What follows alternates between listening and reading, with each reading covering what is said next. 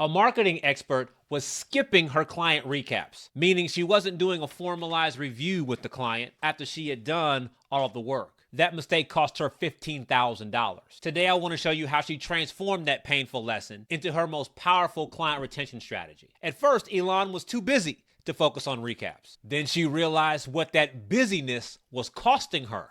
Let me be very clear. It cost me, not doing a recap for one of my projects cost me $15,000 last month. Legitimately, my scope was amended by $15K because I did not deliver a recap to them. Then she realized how easy it could have been to avoid that cost. Something that could have, if I was not hemming and hawing about it, probably I could have knocked out in an hour. Then she finally slowed down and put a better plan together. Monday and Tuesday of this week were intended to be summits for my team and have some honest conversations around our learnings from 2024 and where we're going to go in 2025. My name is Alzay Calhoun. My company's name is Coveted Consultant, and this is the plan that Elon Lindsay followed. If you want to fast track your own results, there's a complete workshop and software tool I've made for you. There's a link in the description. Most consultants don't appropriately recap their client projects because it feels more like an administrative burden than it does a strategic asset. You do strong client work, create wonderful results, then immediately move to the next project without capturing everything that happened. There are 3 things Elon had to admit to in order to improve this part of her business. I offer these lessons to you. Number 1,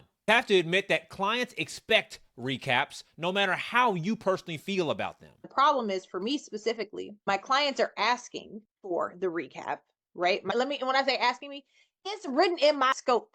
I am contractually obligated to provide a recap and review the things with these people. Number 2, standard operating procedures may not be your strong suit and you know you need to work on it. And that's okay. But knowing you need to work on it and actually doing it in your business are 2 different things. That box right there, it is a little devil on my shoulder. So it is something I know I have to go ahead and I have some ideas in terms of finalizing it and working through it in processes like SOPs and things like that. It's not a strong suit for me. Here's a trap a lot of consultants fall into. You assume that applying willpower will solve a systems problem. Well, Elon realized that powering through was just causing more stress, not less. One of the biggest things that I'm having to acknowledge and recognize is accepting where I do not excel and just outsourcing those areas instead of trying to beat myself into submission to just do it. That's a real struggle to just be like, oh, you should just do it. And then when you don't do it, oh my God, you failed at not doing it. So now you're so terrible. And I'm like, girl, if you don't just find someone that you can pay to do these recaps, because you have all the things. So yeah, sorry, I digress. That was a triggering thing for me because it has literally been a pain point for the last half a year. Number 3, your business can't grow without documented proof. What really opened Elon's eyes was the confronting moment when she realized without documented proof, every new client conversation starts from scratch. It benefits me in terms of when it goes to then working with a different client, if they haven't seen firsthand box 6, if they haven't seen the execution, if they weren't present for it, they don't know that I can do the thing. I don't have something to show them of this is what we did. I still need the thing to show somebody else so that I can be like, hey, I already did this. I can do this for you. Right now, I don't have anything to show anybody other than I got some pictures, but it's not succinct. It's not something I can quickly walk them through. For Elon, the light bulb finally goes off and she gathers her team to discuss the new path forward. We couldn't have the summit on Monday and Tuesday, but we did go through what does that type of client look like? What are things that we need to adjust in terms of our SOPs,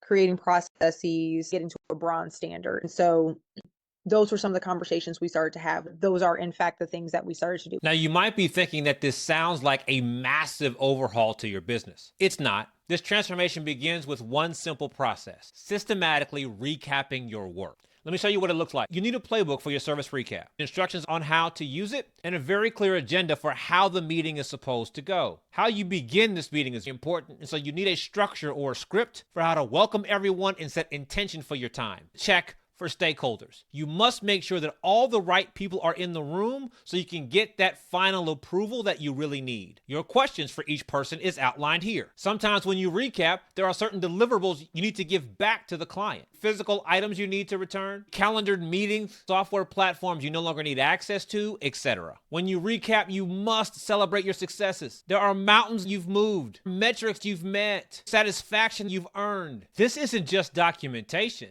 This is celebration architecture that builds client confidence for the next challenge ahead. You've got to document both the short-term and long-term effects of your work. Take credit for the good work you've done. Get the client to sign off on it. Grab a testimonial while you're there. Provide a review of all the initial concerns and double check you've resolved them all. And if you've done really good work with the client, they're not going to want you to leave. They're going to be interested in and want to discuss your next level project. Make space in your recap to discuss what next project might make sense for both of you. And you need templates for those communications so you don't have to remember every single time how to follow up. If you're thinking about sending a standard project summary, please don't do that. This is not just a list of what you did. This systematic recap is focusing on what the client achieved. And this creates natural pathways for continued work. I want you to be able to get to this point easily. So I've created an entire workshop flow that lays it out step by step. This workshop offers you all the training and philosophy behind the entire recap approach. This fill in the blank worksheet allows you to lay out all your thoughts cleanly and set intentions for your recap process. And at the bottom here is a very simple form. Provide some information about your business.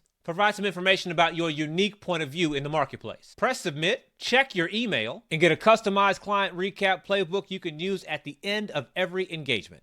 Once you implement this framework, you no longer have to remember or construct client recap. They become a natural part of how you service clients. This recap box is box number 7 of my comprehensive 10 boxes framework that I use to support experts. If you just want access to the box 7 client recap process, there's a link in the description. Review the work, confirm the success, capture the wins, and use this client's success story to attract the very next client. The process is already here, packaged up, ready for you to use it. I look forward to seeing what you create. My name is Alze Calhoun. I thank you for your time today. I arguably would say that the recap box is actually the most important box out of all 10 boxes. Maybe second to box 1. Like once you get your mind right, I'm arguably believe that the recap box is actually the most vital box. And what I mean by that is it is indeed the box that leaves the bags of money for you to just go and pick up. It is the documentation of your demonstration of success. It is the physical documentation of every other box in action. And when people see that, they're like, oh, cool, here's some money.